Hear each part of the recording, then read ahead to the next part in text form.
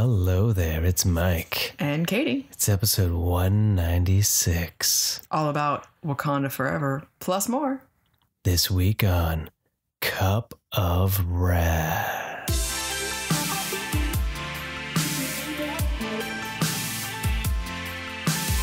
Hi, everyone. It's a smooth, soul-filled, jazz-filled episode of Cup of Wrath. I see. I should have brought my, Delilah voice going on. I'm a little too peppy. I need to go and bring it down lower. Much more mellow. Exactly. I don't think we could actually manage to talk like that the whole episode. The episode title she gave is wrong. It's all about the smooth sounds of jazz. Coming up next, after this song, which we have no rights to, so insert your own song here for the next 3 minutes. Wow, wasn't that great? It really filled my soul. Really felt that one. Yeah. Nice. Really tooted my horn. There's an episode one day. Yeah? Just like... Of what exactly? What out of all of that, what was the episode that you were talking about? The smooth jazz, the radio station? The fake radio station. Then people can just insert whatever song they want and they come back and then... Oh. So they can just keep hitting pause, go to find a song, and then... Yeah. Oh. It seems really complicated. Create your own podcast episode. Right? Yeah. Have you ever wanted to have, those in-between songs? Do you want to make your own advertisements? Yeah. We have a podcast for you. We just pretend that we're on a radio show and we'll just react. And who knows? It could be like, wow, I never really understood what that song was saying in this moment, but I totally get it.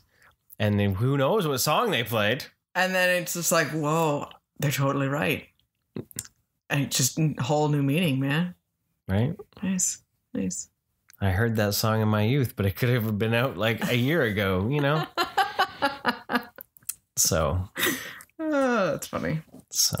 Okay, well, on that point, all sorts. See, we have random weird projects that we, random. See, aren't you glad ideas. that I'm not in like actual full control to do whatever I want? Because then this would just be an art podcast.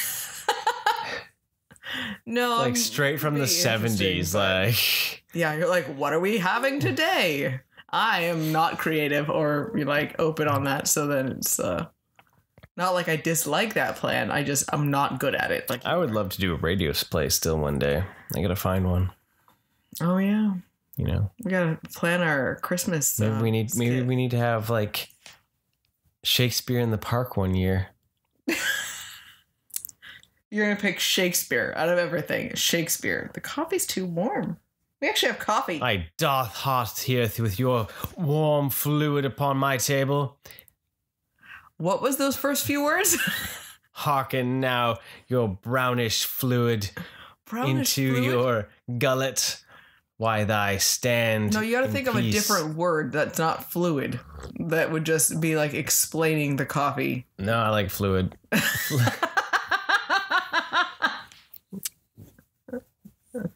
It's a weird word when you say it by yourself. Fluid? I don't know why. Say it with us. Fluid. Today's word is fluid.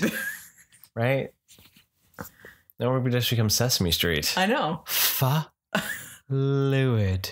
Fluid. Fluid. Right? It's just fluid. Ludes? Wait, what? When are we getting the ludes? Okay, so yeah, I love your just when you pretend you're talking Shakespeare and you just add th to everything. Thus come uponeth. Don't doth sneereth upon my planet. See, the problem is with Shakespeare, there's a whole bunch of those connecting words that they just shortened with apostrophes, and the ones that we don't ever say anymore, opposed to just adding a th to everything. But yeah. Ye oldeth talketh uponeth in thiseth time. Thiseth? Oh, he's just, you know what he's doing? He's just doing this to rile me up so I go and grab the damn Shakespeare book and be like, we're reading this shit. He's just baiting me into it. That, he knows what he's doing. It's a trap! I saw a T Fury shirt sponsor today that had Admiral Akbar and it said Trap Advisor. Nice. On Nice. it. I was like, that's actually really awesome. That's actually really good. Yeah. Yeah. Yeah. Need to know if it's trap? Ask Admiral Akbar. That seems like an SNL skit. Right? Right? Have you always wondered when there's a trap? Well, call me. I'll tell you, it's a trap. It's a trap. So instead of red flags, it's a trap. it's a trap. I love where our conversation's gone. Where has it gone? It's gone nowhere. It's gone Or in everywhere. all sorts of everywheres. It's fantastic. Because most of our conversations have to do with our history. And there's just so much magic and mystery. So, you It know. actually took me a moment to catch on. I was like, what the fuck is he talking about? History? You know, so it's just, you know, we are the gummy bears. Yeah, the gummy bears. We are all the gummy bears. Yeah, yeah. So the other night when I was driving home, we were driving home from the city, from the big city. My mind randomly took a little Tangent turn. as it does. And I had decided that I think if you were to do a bad Hollywood gritty remake of a cartoon, I figured Christoph Waltz, the guy from Inglourious Bastards, right, should play Popeye. Yeah. Yeah, I was like, because he's got the big jaw, right? And you can just see him squint with the bald head and all that. And just, he's got the very calm voice and everything.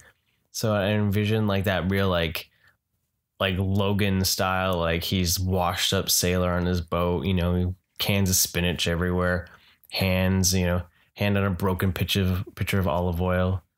You know, Bluto is played like by Batista with a big beard. I really like the Batista fan. He's like, you know, olive oil. I hadn't decided who olive oil should be played by, but she's like, you know, in Bluto's like strip joint basically, you know, because he's caged. Yeah. And then Wimpy's in the corner like Jabba the Hutting it, coated in grease. It's really gross. From all the burgers. Actually really made me like, ugh, when you told me about that. But so then, you know, and then it turns into like a John Wick movie.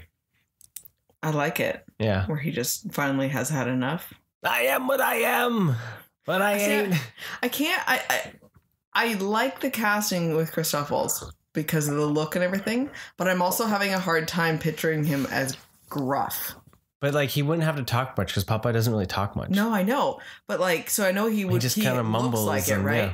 But it's hard because he's so peppy and short on the way he talks and it would. So I mean, if he could, that'd be fantastic. I think if he just played more of like his villainous side, right, where he's just But then it's like the little bit that Optimus is like Popeye has snapped. Yeah, just a little crazy. Yeah. Oh, I get okay.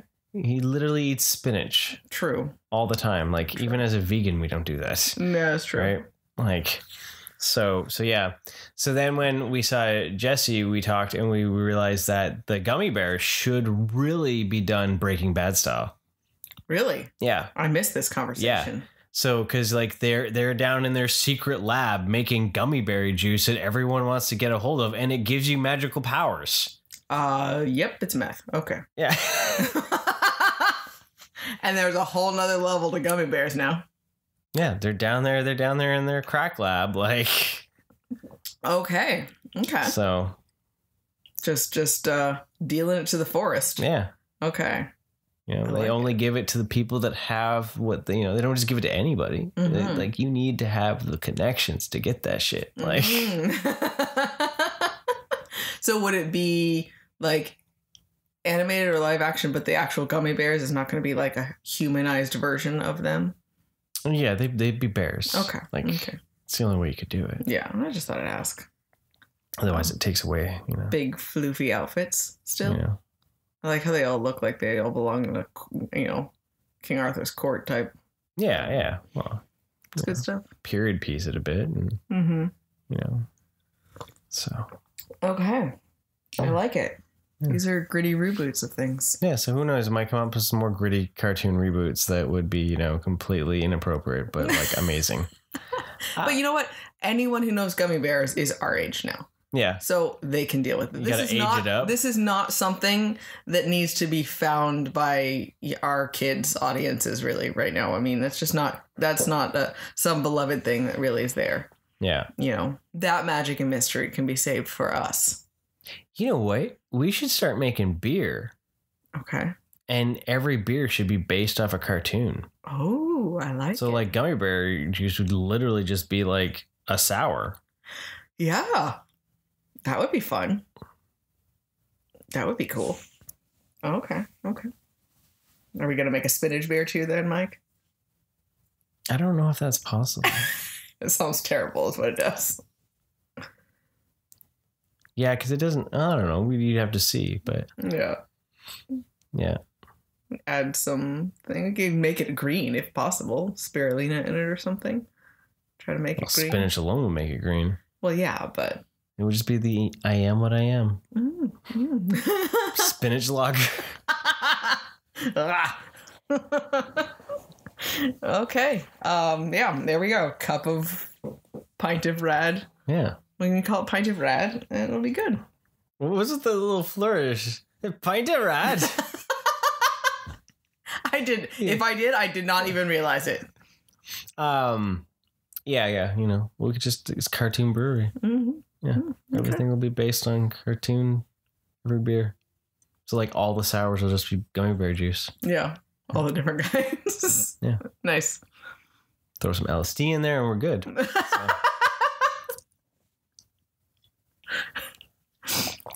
Oh, you thought it was just beer. That's hilarious. No, it's acid.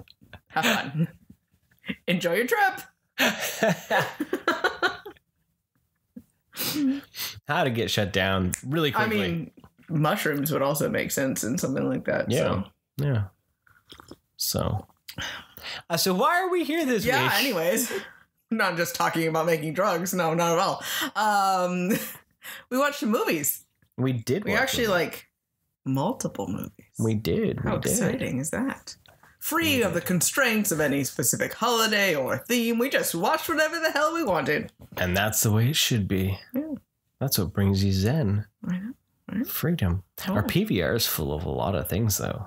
Yeah, we have... It's not too terrible. Not new things, though, right? We have like 4 Interview with a Vampire. Oh, yeah, okay. 6 Simpsons, 5 Bobs, like... Okay, never mind, apparently. Like, it's like... We'll eventually get there. Ridiculous.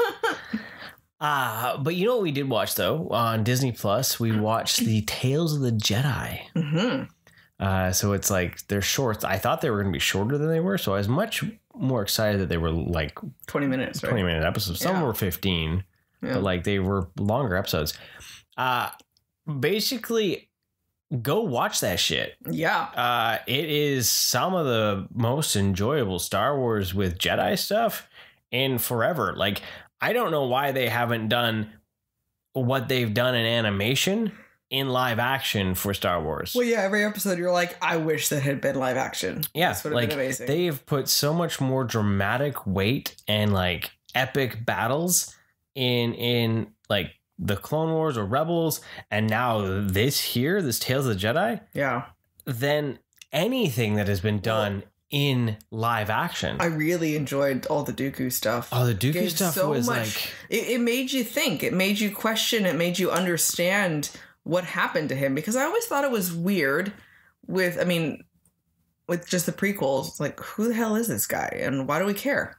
Mm-hmm. You know? And this, you're like, oh, okay. This makes a lot more sense of why and then you see some of that anger, and then you realize that it just leads to, for myself, just leads to a whole nother philosophical question about the concept of the Sith and Jedi. Mm-hmm. They pretend that they're just black and white. Yeah, altruistic. But it's a really gray area still for both of them. It is really much easier it shows then that true power of the dark side concept on how easy it would be to go down that slope. And it just really portrays how much you have to constantly discipline your mind to stay on what they deem as the Jedi side. because only a little bit of anger, it really does add up. And then, but there's a lot of reasons to be angry. And then you could see that corruption on both sides. It wasn't just the Siths that was causing issues. The Jedi were becoming corrupt and righteous and all that sort of stuff and being manipulated by powers. And so it's just like so deep and philosophical. And, you know, the animated shows really utilize those key concepts that Star Wars portrays so much better than any like the prequels did or the sequels. Sequels definitely, right? There was no big overarching like, wow, this is a key core concept that people deal with. Yeah. So and they also do a great job of making the landscapes that they're in feel real and alive. Oh yeah. With the creatures. There's always a creature in the background. Yes. And I know they've been getting that more with the actual shows that are on Disney Plus. They're starting to see that more with that. Yeah. But like the teams that are doing the animation and the stories for the animation are just killing it. And the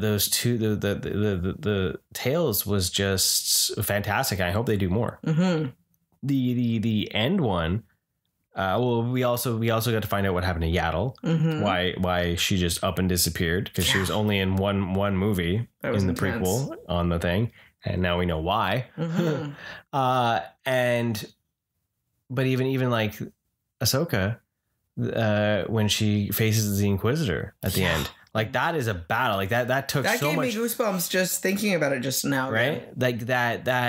The inspiration that they really show the samurai and the Western camera angles for that battle. And it shows how much cooler, like it is almost interesting to see like the movies, they get so flashy with the lightsaber battles, but like some of the most poignant battles that have been in the animation have been those slow ones. Yeah. Right. Like even the build up and the dramatic effect of it. Yeah. Even the like intensity. Like in Rebels when Obi-Wan and Maul face off. Yeah. Like that battle is all of like 3 seconds, but the lead up to it is 2 minutes and it's intense. Yeah. Because it's very reminiscent of old cinema. Yeah. Well, yeah, with that battle with Ahsoka there, it was just like we're waiting, and all of a sudden it happened, and I actually like yelled out and like, holy crap. Yeah. And it was like, oh, it's done. Okay. Oh my goodness. That just happened. You know, and it's such it's a sudden shocking excitement for something. And why not? Because then it becomes a little too like, okay. We're flipping. And there's a dodging, time and place for some of that. Oh yeah. But you have that mix. Yeah. Right? Oh yeah. So but highly recommend going and watching Tales of the Jedi.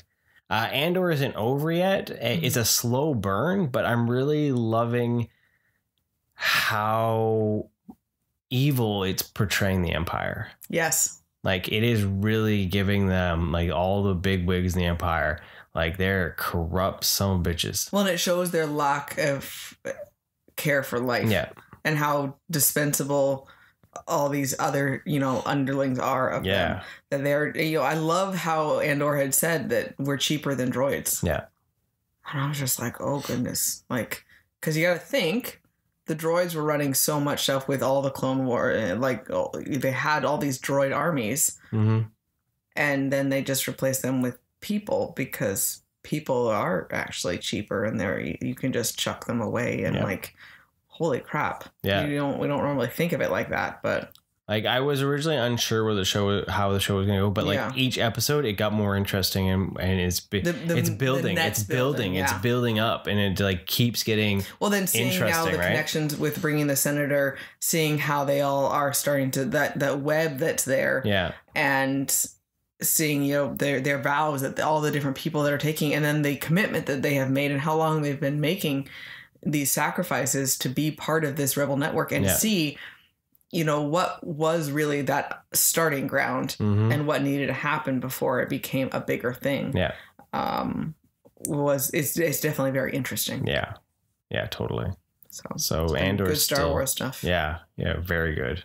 We checked out a film. It showed up on Disney Plus. On the Star Plus portion of it. And it showed up on demand for rental. So I was like, cool, we don't have to pay for it because it's already part of our Plus subscription. See How They Run. It is a detective murder mystery movie. A whodunit. A whodunit. It stars Sam Rockwell and Do you know what's their name? Adrian Brody. Oh yeah. And Soren. Oh, weird. I'm on IMDb because I wanted to make sure I got everything right. And like, their names they were not they're in not order. in like top. Casting. Yeah, I had that weird hard time too. Standing by, technical difficulties. Wait, do you not understand it? No. I recognize it and I see it, and then it's gone. Now I'm looking at it. Let me see. It's Soren. Soren. Ron. Your favorite part of the one the lady that's in Lady Bird. I've said it before. Damn it.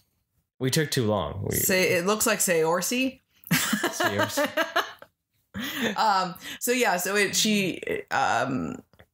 Rockwell. She's young. She was born in 94. Oh goodness. She plays an inspector. The young one over here plays a constable. Adrian Brody is a director. And so it's basically he's hired to create the Hollywood film version of play.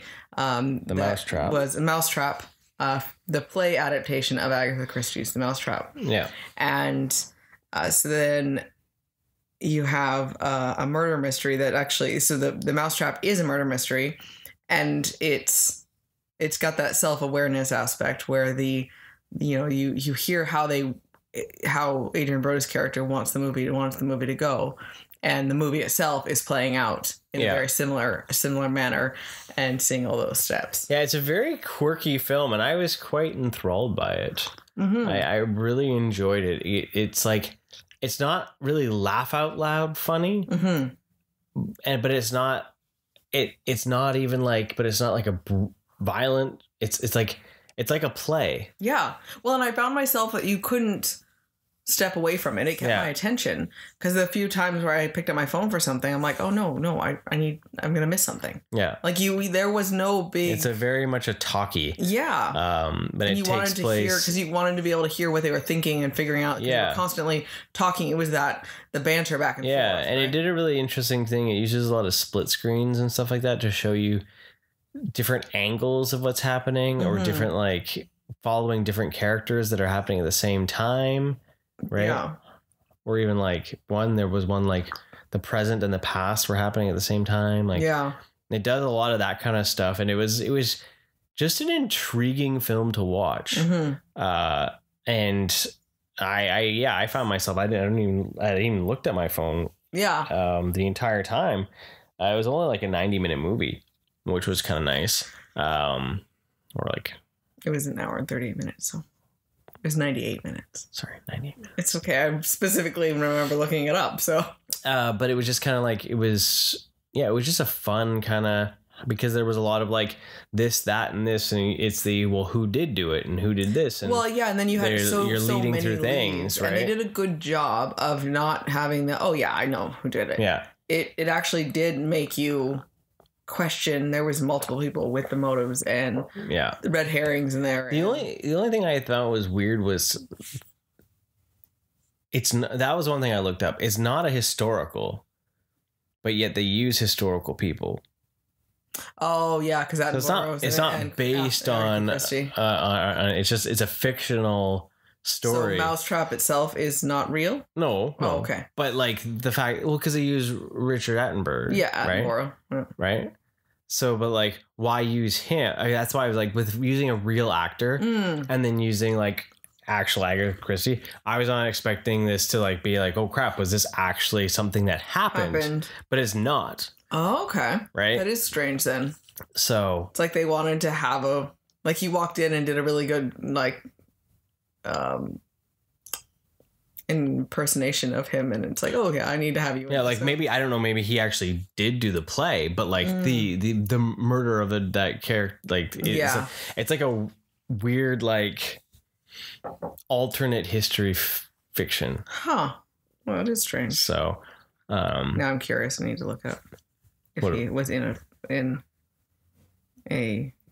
But the guy that did it was weird because you could hear his John Hammond, and you could tell that's where he.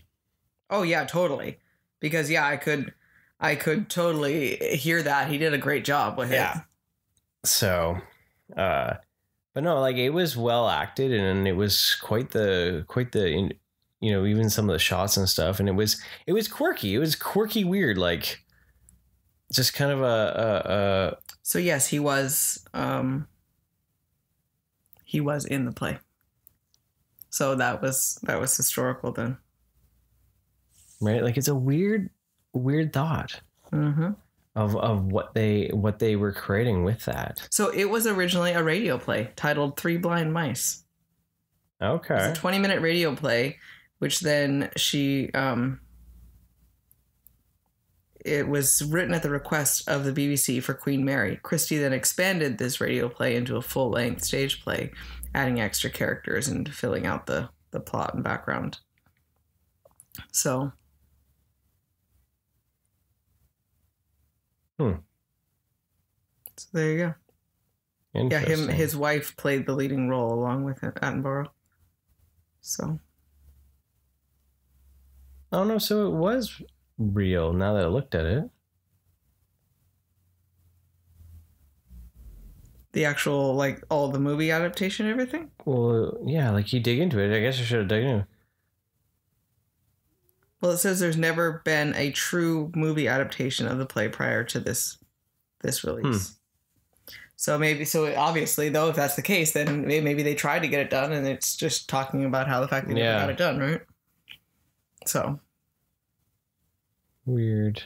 But either way, I really enjoyed it. I didn't know what to expect. I expected something a little offbeat, and I got something offbeat and quirky, but actually really enjoyable. Yeah. And, Sam Rockwell did a really good job of playing the character. He was it was tortured, but also not irritating. He's still confident. He still knew what he was doing. But I mean, being after in the 50s, it was after the war. So you're dealing with people just having problems with that. And we've lost him. All the stuff. We've lost you to the internet spiral. Yeah, well, I'm just trying to figure it out because, like, never mind. I'm not. But you know what? Go look it up. It was a strange one. Go watch the movie though. So I would recommend it. Yeah, it was really enjoyable. Yeah.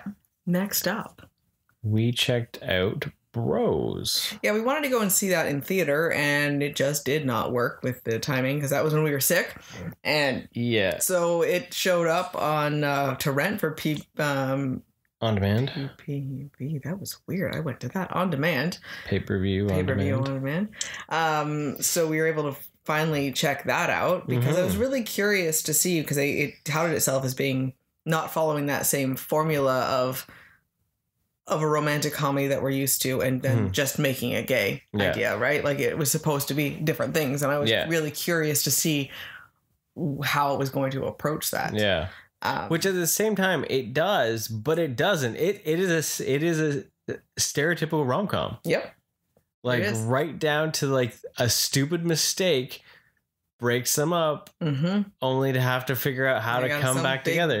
Come back together and big grand things. Yeah. So then it's just a reminder though that as much as he said repeatedly, love is not just love, but people are still people.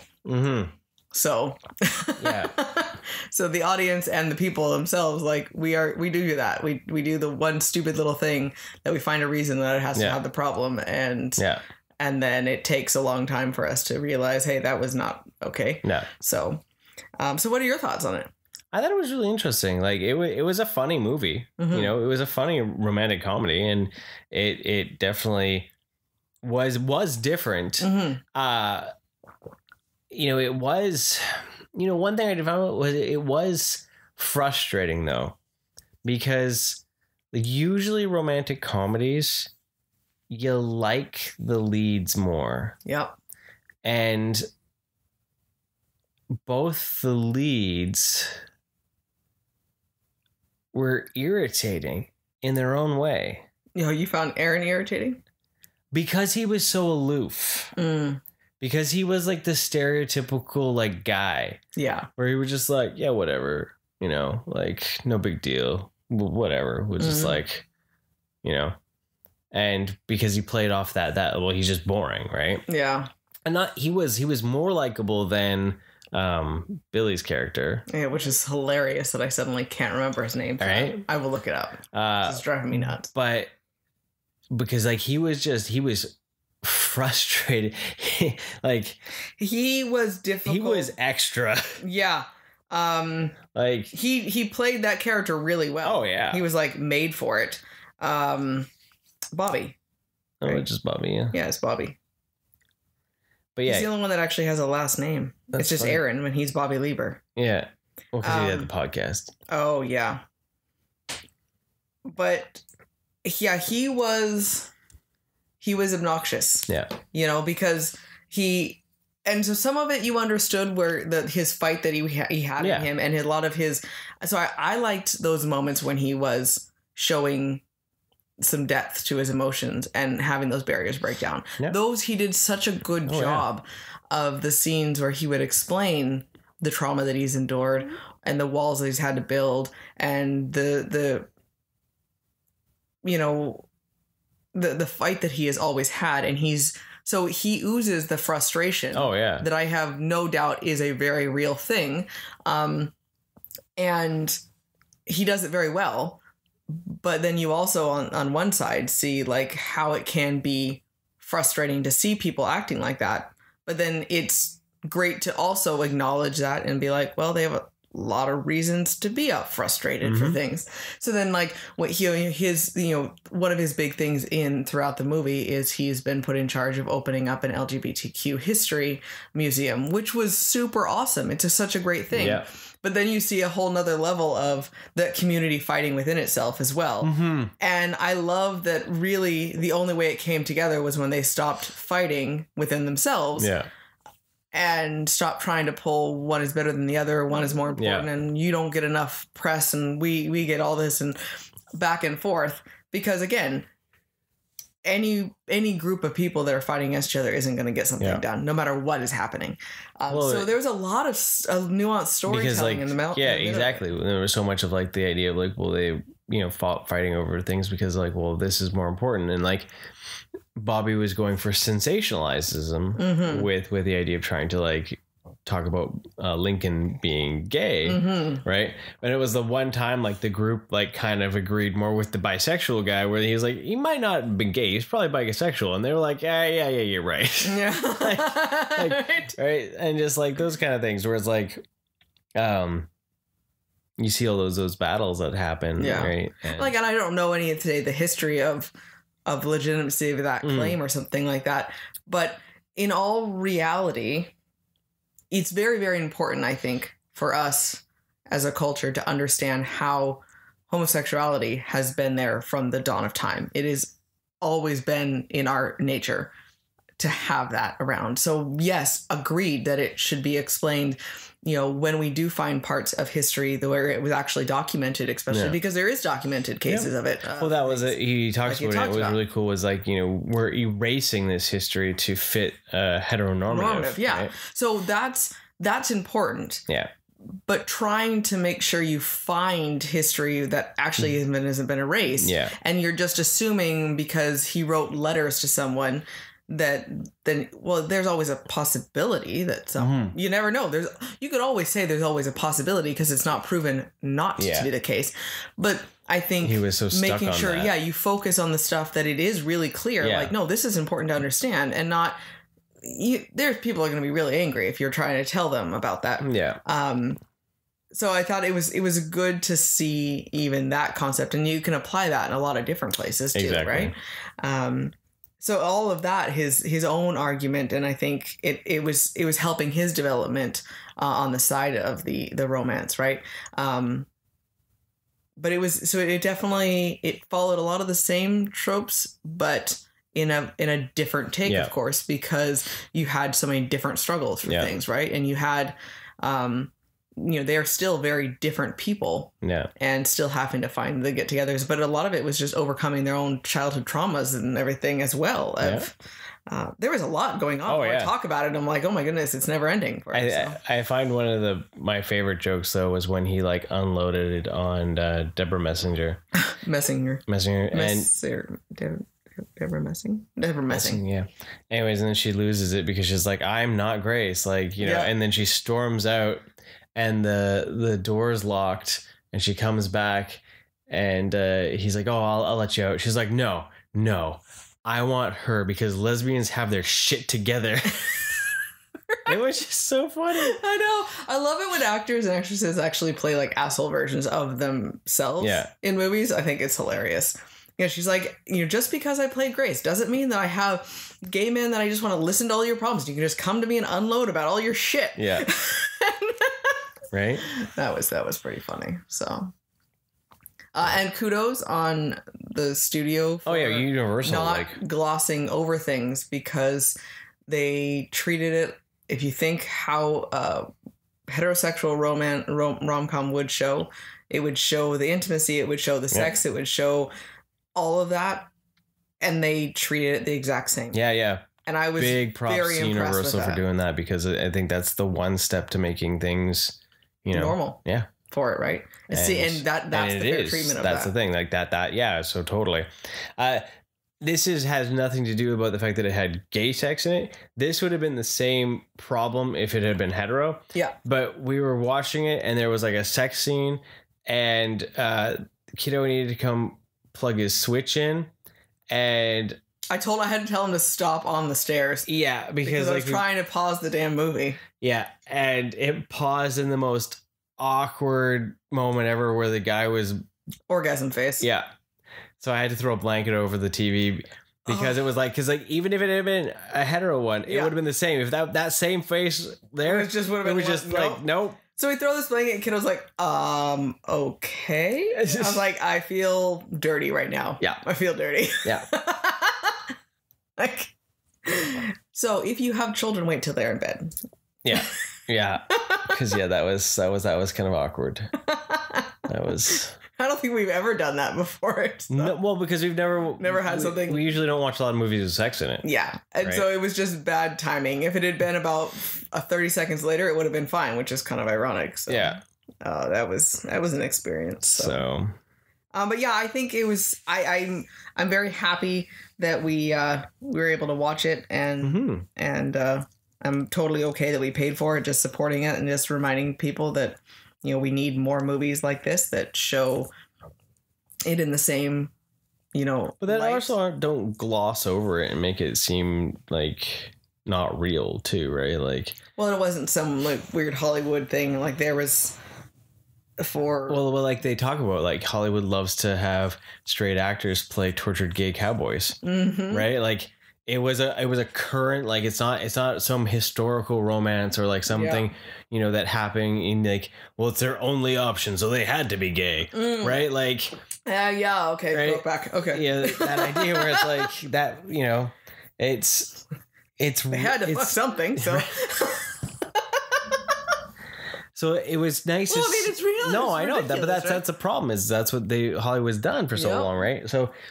Having this be just a normal romantic comedy was a breath of fresh air, and it was an enjoyable romantic. Like honestly, it's not weird, but like the last couple rom-coms that we've watched have been this, and then there was like that holiday one, and they felt more real than almost all the other rom-coms that we've watched that have been recent. Yeah. Right. And so they make fun of Hallmark movies, right? So funny. And the guy that played Aaron is in Hallmark movies. He's Hallmark movies. He's a leading star from all of that, right? Well, and I love too. They could have also easily made it a little bit more geared toward just sex, and there's a lot of discussion of the hookup aspect of that community as well. Apparently, I'm assuming since everyone involved with this was very much part of that community. Yeah.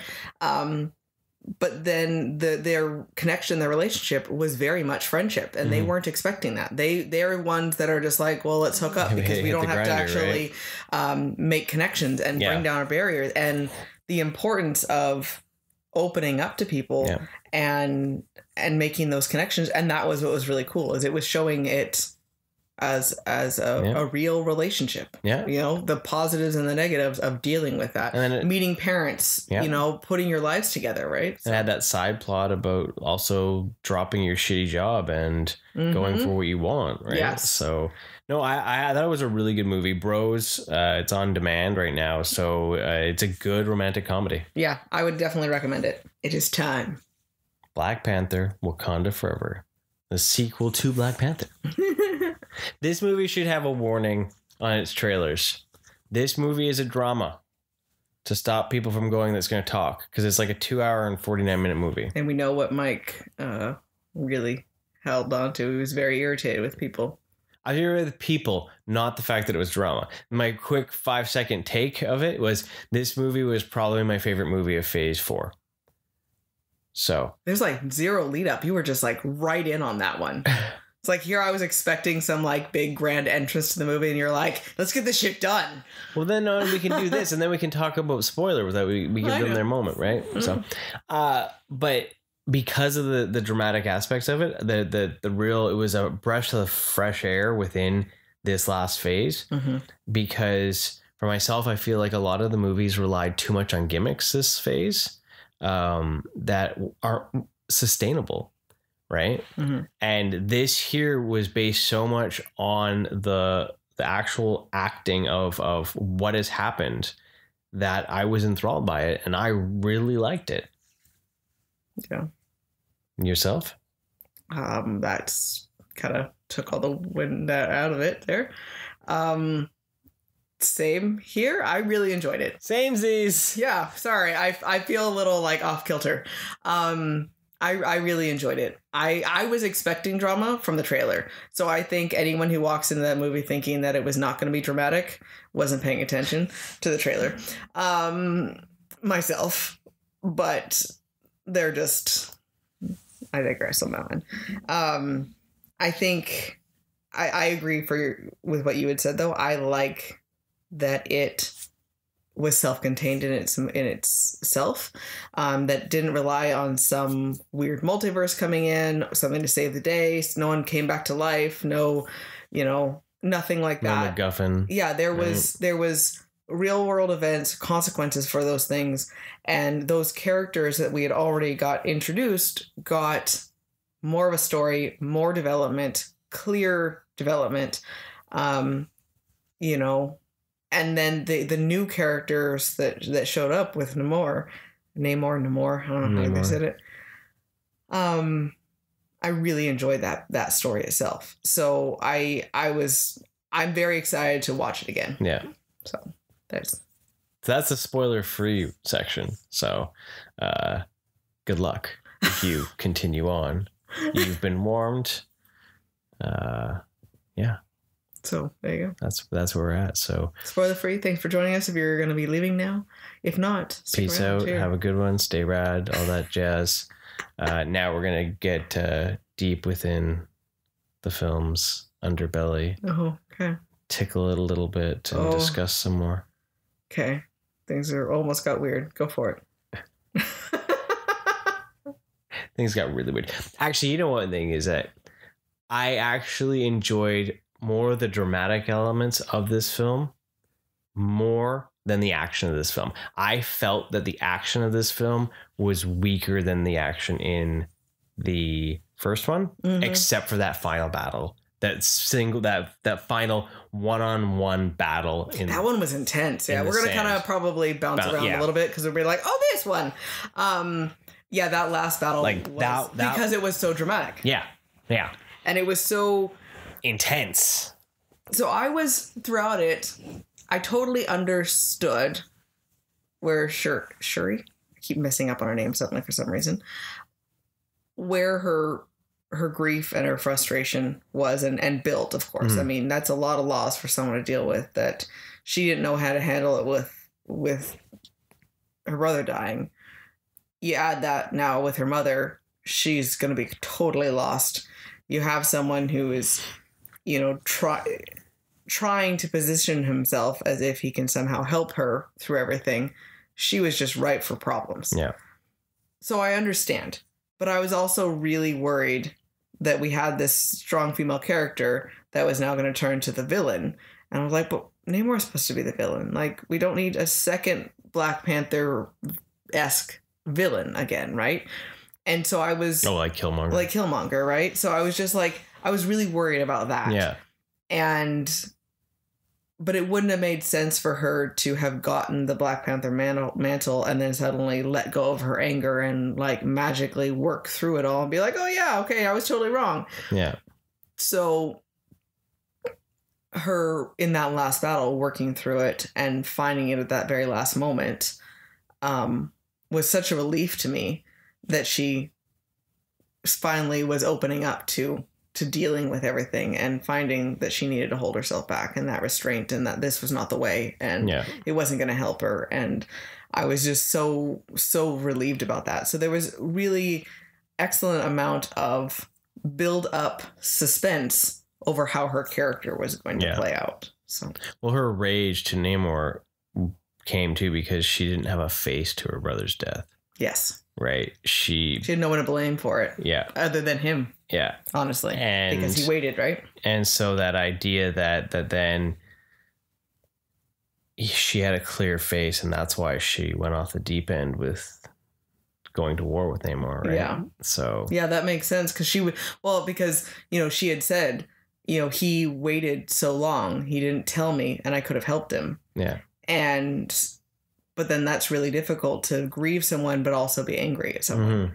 And yeah, you make a good point then. She had someone to direct her fury that was a direct, clear cause of her mother's death, right? Exactly. And then he taunted her after he knew that she was dead. Yeah. Right? Yeah, so. He was a good job of manipulative. Like, you understood a lot of where he's coming from. I don't blame the concept of being upset with, for how long he's been around, the conquerors of his land, and then the ruining of the world, the surface world.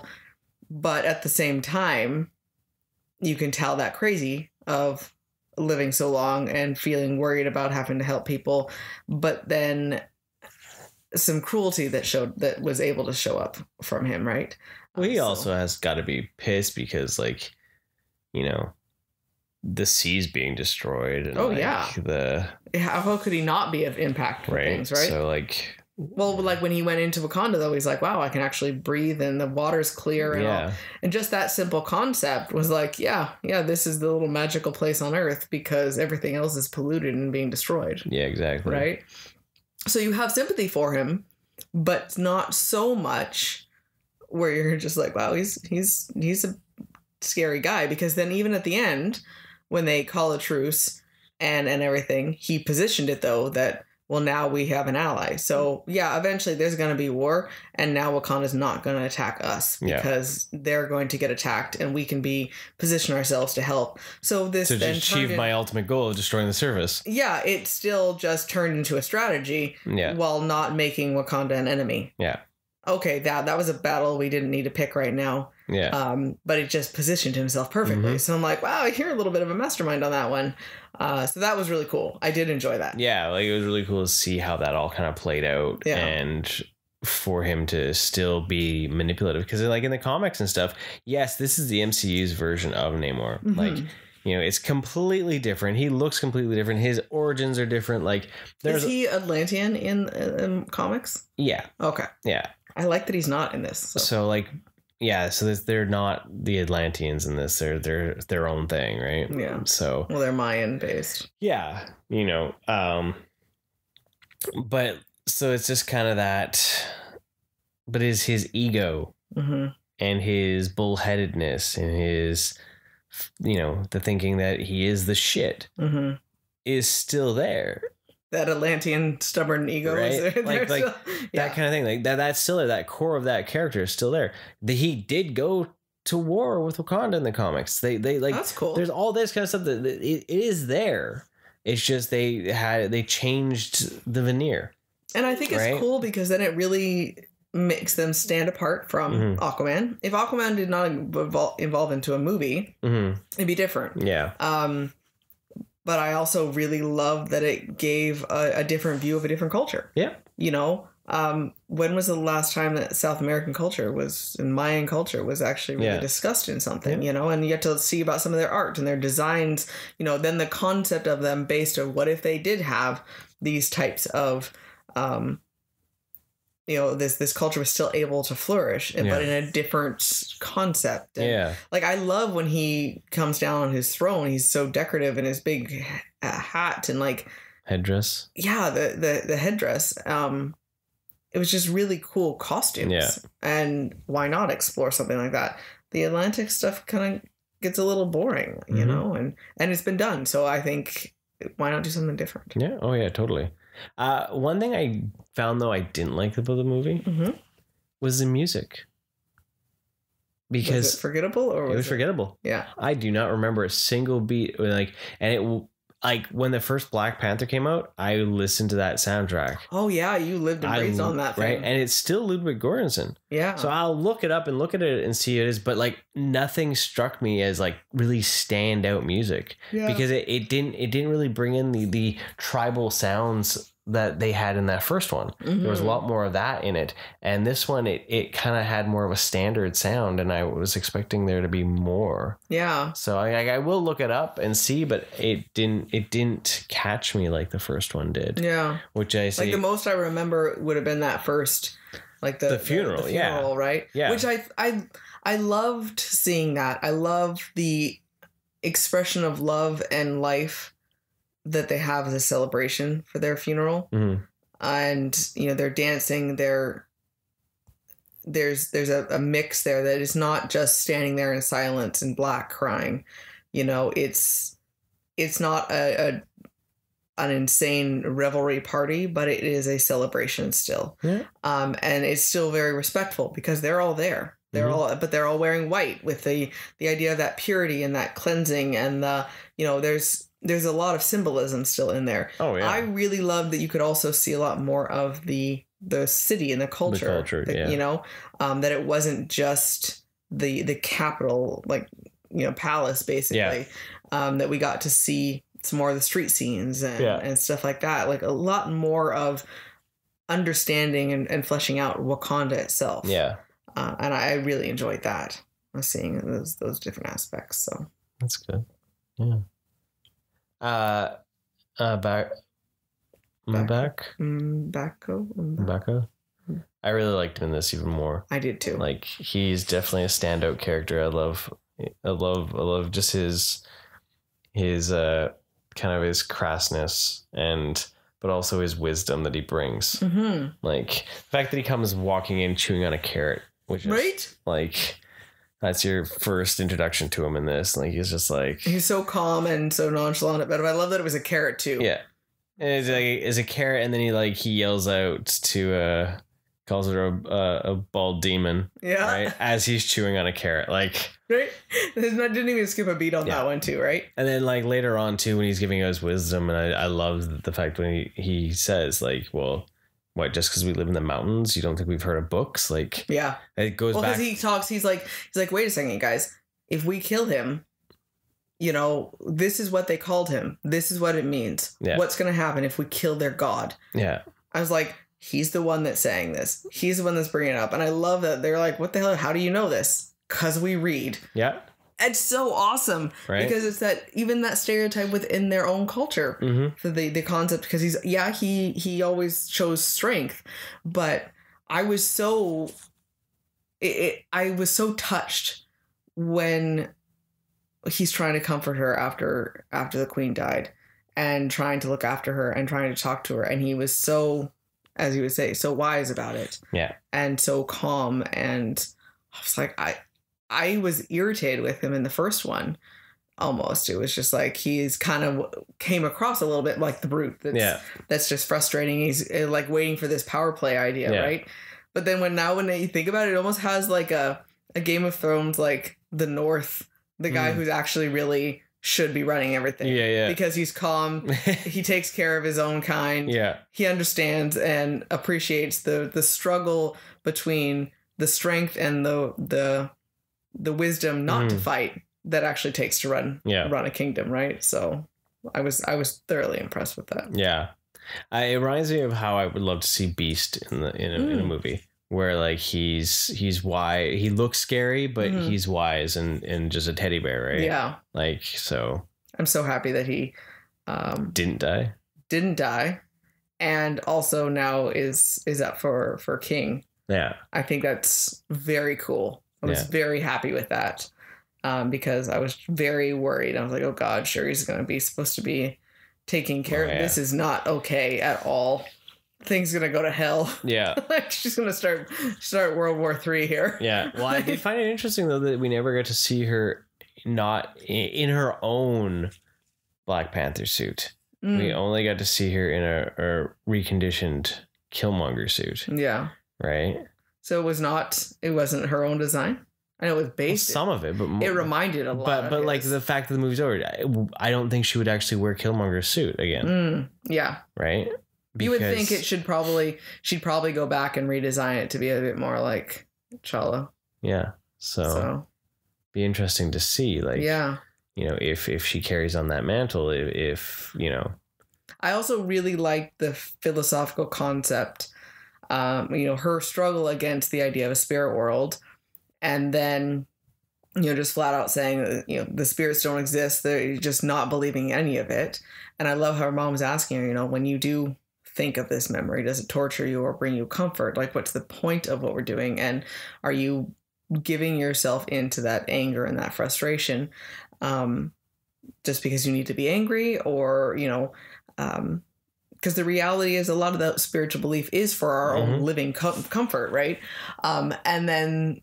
when she does have her trip, when she's transitioning, that, because she had said, okay, whatever you see is a construct of your mind. Well, in her own self, though, then she's proving the point. Yeah. The construct was something that gave her fuel to be angry about her family being lost, just another reason why she could be frustrated with them. And it showed her a character that would agree with what she wanted to do. So she saw Killmonger, who gave her fuel for the fire, that this is okay. This is what she just justified what she already wanted. Yeah. Which a lot of it, I do believe, is a lot of that spiritual aspect. Yeah. And which is why, if it is true, we tend to find, those spirits and those connections, like you have talked about, very vulnerable because we look for things that we want to see. And there's easy to be tricked into different things, right? Because our brain is capable of an intense imagination. Yeah. And we see things in a way that we want to convince ourselves of what we want to validate our feelings and our plans. Yeah. So I thought that was really well done to have him show up, because it would have almost been irritating to have T'Challa and her mom show up and like trying to convince her, and she would have to just yell at them. And then it would have it was better for her to see them in the light and the positive, and it was a way back home versus having that struggle against them and then realizing, oh, I shouldn't have yelled at them, basically. Right. Yeah. So I think it was much more powerful. Oh, totally. I really like this movie. Yeah, I really like both Black Panther movies. I think have been really solid entries. Yeah. And this one here was able to do a whole pivot from what it was supposed to be to what it became. And I think they really did a good job of making it work. I also like that they didn't spend too much time at the beginning with T'Challa's death. It was just, it's flat out started that way. Yeah. And it wasn't like... That was emotional. It was an intense start to a movie, eh? Yeah. It was very similar. I know this is more real because of the fact with Boseman passing, but like it was very similar to Endgame's beginning with Clint and his family disappearing. Yes. Like it felt dark and like sadness, right off the bat. And it was just a heavy cloud right at the very beginning, and you're like, okay, yeah, this is the tone. This is a tone, and this is what I was kind of expecting, because it is a dark cloud and sadness of Boseman's passing as well. And it wasn't made to make you feel okay and light and fluffy about it. It was made to feel that weight. And it was very respectful that it wasn't like he died in some secret battle or something. It was like, no, an illness that they couldn't cure took him. Yeah. Right? So yeah, I was thoroughly impressed. I liked to, when she goes to the UN there, the Queen, and calls them out on their bullshit, basically, on the fact that, you tell me I'm supposed to be sharing with you guys, and yet this is the shady shit that you're doing. Because you think that we're weak. Yeah, and I loved her strength of her power and confidence that she has. Angela Bassett had a great, she deserves some kind of awards for her portrayal in that movie, right? And her arms, I want my shoulders. Holy crap. That woman was amazing. Get to the gym. Get to the gym. I know, it made me actually put the beer down, Katie, and get to the gym. It made me want to lift weights again. Yeah. That's what I was like, I need to do shoulder raises again. Like, that's what it made me want to do.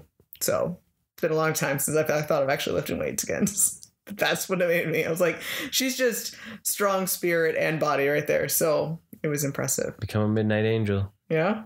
There we go. Yeah.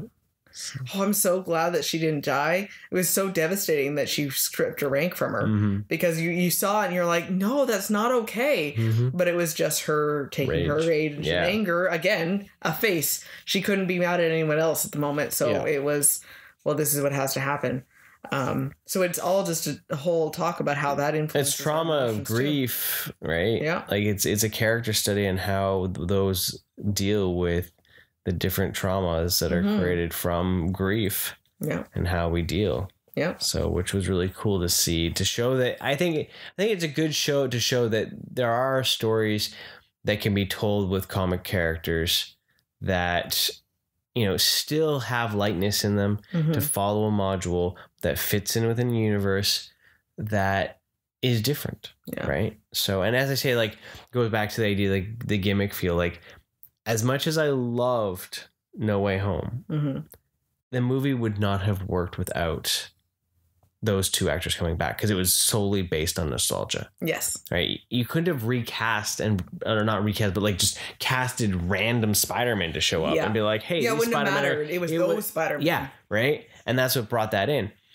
Even like with Multiverse of Madness, it was based off of the possibility we were going to see multiverses, and we were going to see something different, and we were, so I'm actually impressed that, that Black Panther, they were able to keep Killmonger's cameo secret, because they were not able to keep, the other Spider-Man a secret. They were not able to keep the Illuminati a secret.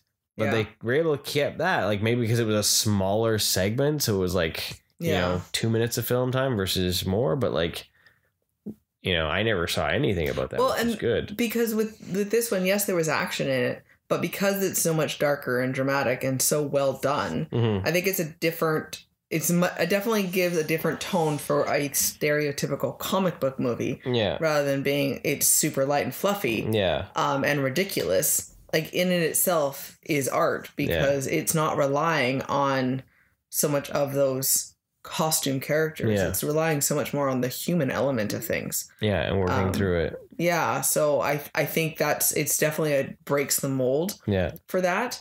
And without pulling a DC and being disjointed and so dark and gritty and not talking at all about, because we still have Wakanda, we still have Namor. I mean, there's still a lot of, like, we got in a debate about, Kiddo was like, I don't understand this, the flying, the feathers on his feet. How does he make him fly? I don't understand it either. But he can survive in land or water, and he's a whole underwater.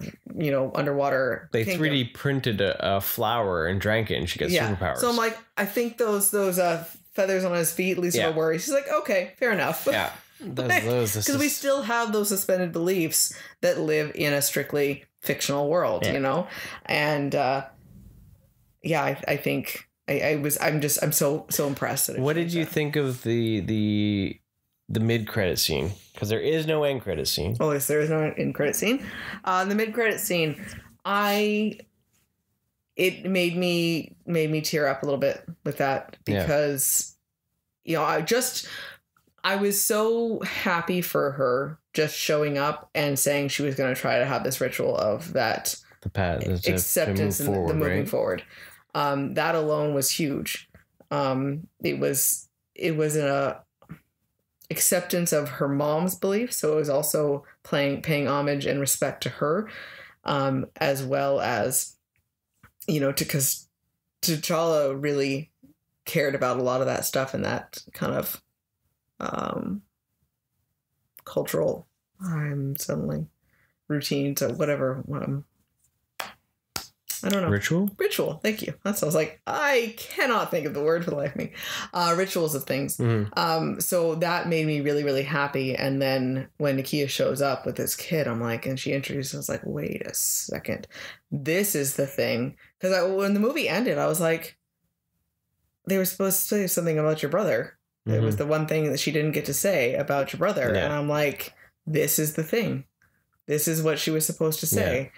Yeah. And, so there was that closure there with it, and I love that the hope that it provides for the future or something, right? Yeah. So she must have been pregnant before the blip. Yep. Yeah. And so he must have been born before the blip because like that's only a 5-year span, and like he's 6, I think. He's got to be older than 6. He was? No, I thought he was. I don't remember. Oh, because it had been a year after his death. Yeah. But yeah, I think it was 6. I thought she said 6 years gone, but I could be wrong. But yeah, so then I was like, oh, that explains a lot more about why she left. Yeah. Then for sure. So. But yeah, him being named T'Challa will help them in the future to have another T'Challa Black Panther. Yeah. Right. Without stepping on what Boseman did with his version of T'Challa. Exactly. Right. So I think that was a good position for it. I think it had some really good closure, but it was a perfect closure. But hope. And then hope to move forward, right? So I do find though, I know what they were doing with not having an end credit scene. I was really kind of sad that they didn't do a Thunderbolts tease. Yeah. Like it with bringing Julie Louis-Dreyfus in and her talking about all this stuff and being like the new director and everything, I really felt like that would have been the perfect ending to that movie, especially with Ross escaping. Yeah. Basically, you know, a folder on her desk with pictures of the ones that they think they want in the Thunderbolts and her on the phone and just activate them. This is why we need the Thunderbolts. Yeah. Right? Like that's all it could have been. And that would have been like just the holy shit. Yeah. Right? Because Thunderbolts ends phase 5. Oh, okay. Right? So like then you would have had everything, all the next couple years of lead up. Yeah. Right, go. So oh, that sucks. Yeah. That was my thought, like when we were sitting there going, is there gonna be an end credit scene? I was like, that's what I would do. Like, yeah. Like easy. But I know they did it because it was like everything was respecting the legacy. So. And I know you had said is Ironheart. Mm-hmm. So she's a character. I didn't realize that she was an actual comic book character at all. So so she's an actual comic book character. She has a Disney Plus series coming. Okay. So most likely it means it'll be like every other Iron Man. She's gonna build a new suit. Yeah. Right. You're gonna find a way to build a new suit. That she wasn't my favorite part of the movie because she was the most, for lack of better words, most Marvel of the movie. Yeah. With all like there's more humor and the more like the jokes. The levity of things. Because she was a character that didn't have any ties to T'Challa or Wakanda. Yeah. It gave the ability for her to be that lightness in the dark. And also it's the fish out of water. It's the holy crap. And it wasn't for the lack of like the actress is bad or anything like that, or the writing was bad for it. It's just like where everything else was like so deep, and it was the one piece that kind of slowed things down. It was a bit more shallow. But she was needed because she's the whole catalyst for the entire movie. Yes, exactly. Right. So And then by giving her the fact that her as a hero, it allows her to, you feel that, like, well, she's needed versus being like random scientist number 42. Yeah. Right. So, yeah, exactly. So, but other random thought, I like this siren song aspect of that was cool. The fish people. I can't remember what their race would be called. If they have one, or if it was. Oh, they were like, well, because they had a lot of the words and stuff. Even when it was like in the subtitles written, I still was just kind of like, I don't. Yeah, and so Kiddo even himself, he mentioned how much he liked the subtitles being in the different colors and the different the symbols that would then show that they were the different languages. Yeah. He thought that was really, really cool. And I love that they actually did use subtitles myself. Well, that was the only thing that was really cool about the movie. The fact there was a lot of subtitles in the film. Yes. For our mainstream movie to use more subtitles, like, was impressive. Yeah, I thought that was really cool. You know, especially not being historical, right? Mm-hmm. Being a fantasy, you know. We don't get that. We don't get subtitled with, you know, that kind of movie. So kudos on them for allowing that, right? So overall, lots of good things. Oh yeah, it was like an amazing film. Very, very well done, and yeah, I'm happy. Your cup is filled. Yeah, and Kiddo gets to go see it for a school field trip, and I'm super jealous. So, Katie's never wanted to chaperone more on a field trip. Right? You're like, I'll be there. No, you get frustrated. The kids would be like yelling and screaming. Oh, I know. I'd freak out. So no. Yeah. I got frustrated with the few people that were in front of me, so So I'm very excited to watch it on Disney Plus. Yeah. So it'll only be a few months and it'll be on there. Yeah, it'll be good. So. But then next Marvel one's Ant-Man and the Wasp. I am very excited about that movie too. That trailer. I don't need any more trailers. Disney. Yep, I'm done. Marvel, like don't show. Just let it be. Yeah, I'm in. I'm there. Yeah, like the fact that the way you use Goodbye Yellow Brick Road, like, is like the chef's kiss. Like, it's like that. Oh, it's beautiful. It's still, just watching the same trailer still makes me happy. Yeah, like, and I'm just like, oh, this song is amazing. Yeah, it just fits everything. Like the beats in that trailer are perfect. So I'm like, I'm ready for my tickets, and don't show me anything else, because the internet will go ahead and ruin it for me. So you're right. But okay, well, I think we're done. Yeah, I don't know what's next. We'll figure things out. But in the meantime, thanks for joining us, everyone. Have a wonderful day. And remember, stay rad.